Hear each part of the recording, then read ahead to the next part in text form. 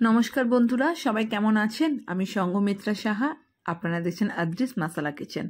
আজকে আমি আপনাদের সামনে পরিবেশন করব হাঁসের ডিম কষা। ডিম কষাও বলতে পারেন, কিন্তু আজকে আমি করব হাঁসের ডিম দিয়ে। তো চলুন শুরু করছি। এর জন্য আমরা 6টা হাঁসের ডিম নিয়ে নিয়েছি। আপনারা চাইলে কিন্তু পোলট্রির ডিমও নিতে পারেন, কিন্তু আমাদের বাড়িতে যেহেতু পোলট্রির ডিমটা অতটা খাওয়া হয় না, তাই হাঁসের ডিম নিয়েছি। তো এখানে আমরা 6 পিস হাঁসের ডিম নিয়েছি। এইবারে আমরা এটাকে সেদ্ধ করে নেব। তো আমরা কিসে সেদ্ধ করব বলুন তো? চটজলদি হওয়ার জন্য প্রেশার কুকারে দেবো। তো আমরা এখানে প্রেশার কুকারে 6টা ডিম দিয়ে দিয়েছি জল, আর দেবো সামান্য পরিমাণ নুন, যাতে আমরা ডিমের খোসাটা খুব সহজেই ছাড়িয়ে ফেলতে পারি। তাই আমরা একটু সামান্য পরিমাণ নুন দিয়ে দিয়েছি। এইবারে আমরা ঢাকনাটা বন্ধ করে দিয়ে 1টা কি 2টো সিটি আসতে দেবো প্রেশার কুকারে। তো চলুন আমরা এটাকে সেদ্ধ করে নিচ্ছি। তো দেখুন আমাদের প্রেশার কুকারে কিন্তু সিটি এসে গেছে, 2টো সিটি দিয়েছি আমরা। তো ওই ভাপটার মধ্যেই কিন্তু আমরা রেখে দেবো যতক্ষণ না ভাপটা বেরোচ্ছে। গ্যাসটাকে কিন্তু বন্ধ করে দেবো। এইবারে আমরা কড়াইতে দিচ্ছি সর্ষের তেল, পরিমাণ মতন সর্ষের তেল দিচ্ছি। আমরা এখানে প্রায় 4 টেবিল চামচের মতন দিচ্ছি সর্ষের তেল। তেলটাকে ভালোভাবে গরম করে নিয়ে এইবারে এতে আমরা আলু দেবো। এই দেখুন ডিমের জন্য আমরা আলুগুলোকে কিভাবে কেটেছি, ডুমো ডুমো করে আমরা আলু কাটবো। ঠিক আছে, এইবারে আমরা ওই সর্ষের তেলে আলুগুলোকে ভেজে তুলব। তো আলুগুলোকে আমরা দিয়ে দিয়েছি ভাজার জন্য। এর মধ্যে আমরা দেবো সামান্য পরিমাণে নুন আর হলুদ। আমরা হলুদ দিলাম, আর দিচ্ছি খুব সামান্য নুন দিয়ে এইবারে আমরা লাল করে আলুগুলোকে ভেজে তুলব। গ্যাসের আঁচটাকে কিন্তু কমিয়ে দেবেন, নইলে কি হবে না, আলুগুলো লাল হয়ে যাবে কিন্তু ভাজাটা কিন্তু প্রপার হবে না। তো দেখুন আমাদের আলুগুলো ভাজা হচ্ছে, ততক্ষণে আমরা ডিমের খোসাটাকে ছাড়িয়ে নিচ্ছি। ঠিক আছে, দেখুন কিভাবে ডিমের খোসা ছাড়াবেন আপনারা অনেকেই জানেন, কিন্তু আবার অনেকে হয়তো নাও জানতে পারেন, তাই বলছি। 2টো ডিম এর সাথে 2টো ডিমকে মেরে ধরে ওর খোসাটাকে কিন্তু ছাড়াবো। তো আমরা এইভাবে প্রত্যেক কটা ডিমের খোসাগুলোকে নরম করে নিচ্ছি, তারপরে ডিমের খোসাগুলোকে ছাড়াবো।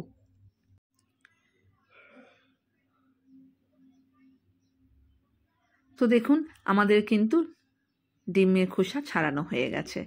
ঠিক আছে, এইবারে আমরা ডিমগুলোকে চিড়ে নেব লম্বালম্বিভাবে, 3-4টে করে ছুরির সাহায্যে দাগ করে দেবো, মানে ভেতর দিকে চিড়ে চিড়ে দেবো, যাতে এর মধ্যে মশলাগুলোর টেস্ট ঢুকে যায়। তো এইভাবে আমরা চিড়ে দিয়ে এর মধ্যে নুন হলুদ মেখে রাখবো। তো এবার আমরা হলুদ আর নুন দিয়ে ডিমগুলোকে মেখে রাখছি। হলুদ দিলাম আর নুন দিয়েছি, দিয়ে ভালোভাবে মেখে এইবারে আমরা তেলে এগুলোকে ভেজে নেব। তো চলুন আমরা ডিমগুলোকে তেলে ভেজে নিচ্ছি। ঠিক আছে, তো দেখুন ততক্ষণে কিন্তু আমাদের আলু প্রায় ভাজা কমপ্লিট। তো এবারে আলুগুলোকে আমরা গ্যাসের আঁচটাকে বাড়িয়ে নিয়ে লাল করে তুলে নেব। এতে কি হবে না, এই যে গ্যাসের আঁচটাকে কমিয়ে ভেজেছি, প্রায় 70 to 80% কিন্তু আমাদের সেদ্ধ প্রায় হয়েই গেছে। তো এই জন্য আমরা গ্যাসের আঁচটাকে কমিয়ে দিয়ে আলুগুলোকে ভেজেছিলাম। তো আলুগুলোকে আমরা তুলে নিচ্ছি। তো দেখুন আলু কিন্তু ভাজা কমপ্লিট। এবারে আমরা ওই তেলেই ডিমগুলোকে ভেজে নেব। গ্যাসের আঁচটাকে কমিয়ে দেবেন, নইলে কিন্তু ডিম কিন্তু ফাটে।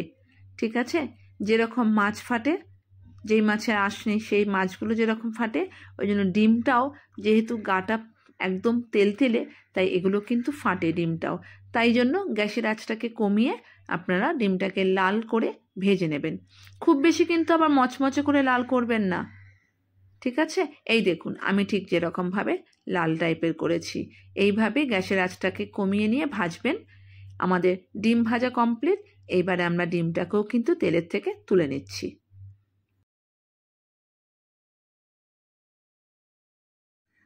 তো আমরা সব ডিমগুলোকে তেলের থেকে তুলে নিয়েছি। দেখুন আর 2টো ডিম আছে, ডিমগুলোকে তুলে নিলাম। এইবারে আমরা ওই তেলেই দেবো শুকনো লঙ্কা আর দেব জিরে ফোড়নে। তো দুটো শুকনো লঙ্কা দিয়েছি, শুকনো লঙ্কা দুটোকে মাঝখান থেকে আমরা ফাটিয়ে দিয়েছি, মানে চিড়ে দিয়েছি, আর দিয়েছি জিরে। আর দেবো এখানে আমরা দুটো বড় মাপের পেঁয়াজ কুচিয়েছি। দেখেছেন তো আমরা যে জিরে দিয়েছি, এটা কিন্তু আপনাদের দেখাতে আমার একটু স্কিপ করে গেছে।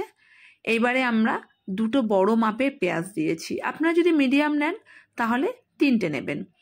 তো আমি দুটো বড় মাপের পেঁয়াজ ভালোভাবে কুচিয়ে নিয়ে এটাকে ফ্রাই হতে দেবো।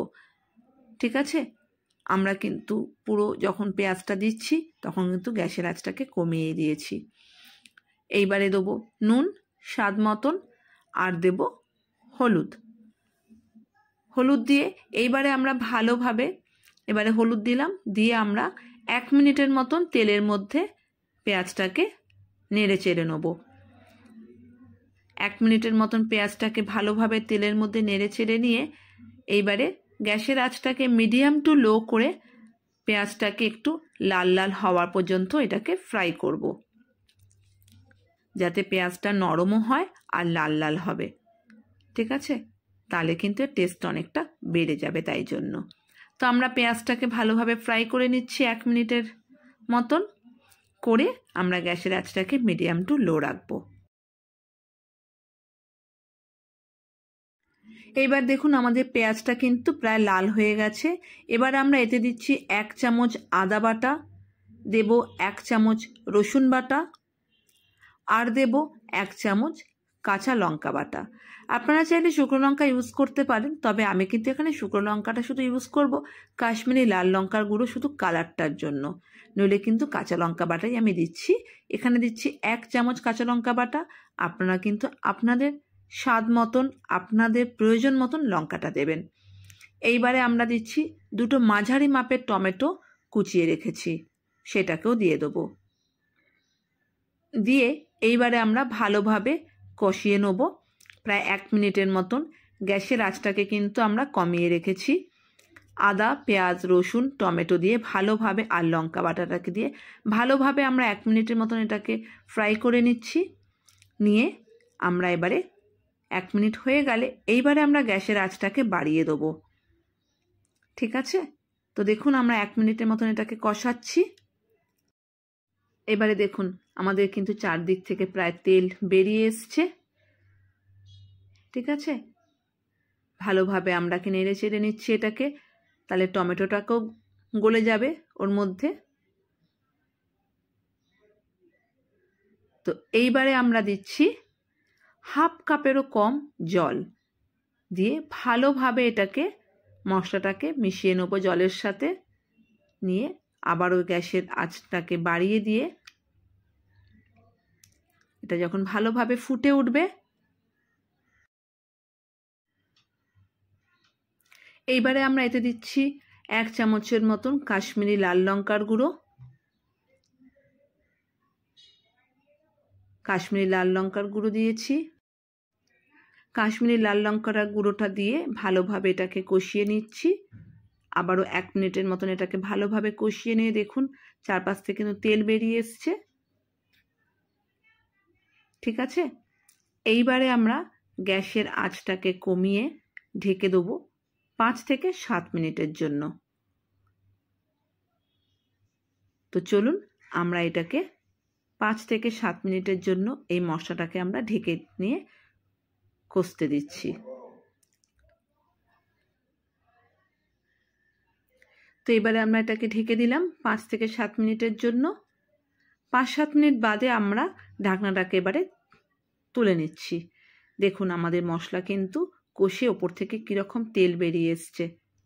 ঠিক আছে, এইবার এটাকে ভালোভাবে আমরা নেড়ে চেড়ে নিচ্ছি। টমেটো পেঁয়াজ কিন্তু প্রায় গলে গেছে। ঠিক আছে, তো আমাদের মশলা কিন্তু কষানো কমপ্লিট। এইবারে আমরা এতে দেবো একটু জল।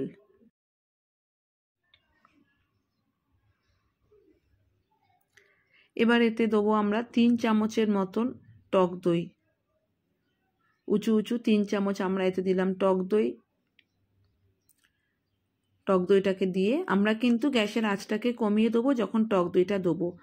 নইলে কিন্তু মশলাটা ফেটে যেতে পারে।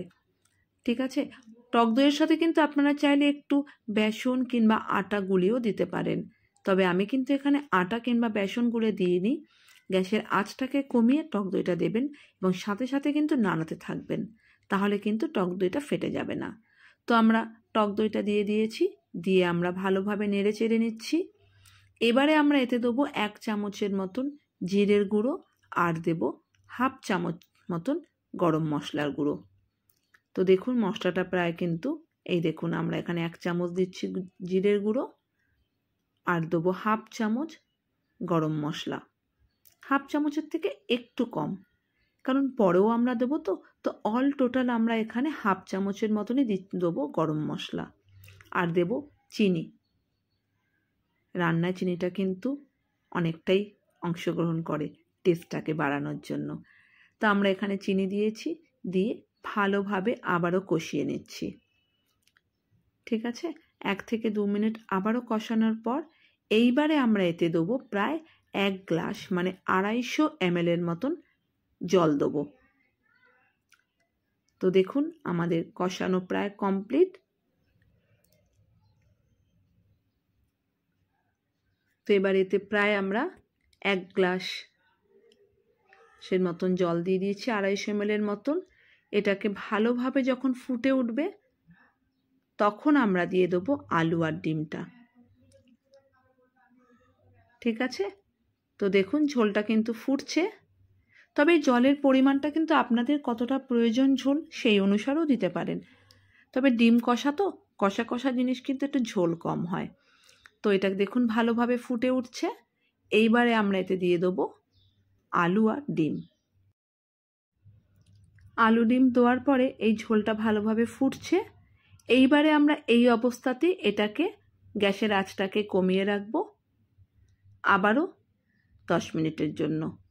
তাহলে কি হবে না, আলুটা যেটুখানি সেদ্ধ হওয়া বাকি আছে সেটাও হয়ে যাবে আর ডিমের মধ্যেও কিন্তু মশলার টেস্টটা ঢুকে যাবে।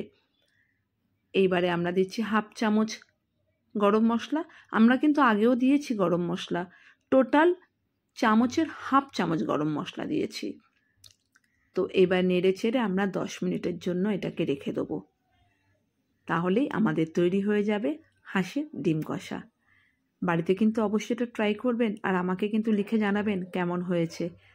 তো দেখুন 10 মিনিট হয়ে গেছে, আমাদের কিন্তু ওপর থেকে ডিম কষার প্রায় তেল বেরিয়ে এসছে। কি দেখে মনে হচ্ছে না কষা কষা, আর মনে হচ্ছে কতক্ষণে খাবো। তো এটা কিন্তু অবশ্যই বাড়িতে ট্রাই করবেন আর আমার চ্যানেলটি কিন্তু please please please share, subscribe আর পাশে থাকা বেল আইকনটা প্রেস করে দেবেন। ঠিক আছে, তো বন্ধুরা আমার কিন্তু তৈরি হয়ে গেছে হাঁসের ডিম কষা। ঠিক আছে, এটা কিন্তু গরম ভাত, রুটি, পরোটার সাথেও কিন্তু দারুণ লাগবে। তো অবশ্যই এটা বাড়িতে ট্রাই করবেন, সবার কেমন লাগলো অবশ্যই কিন্তু জানাবেন।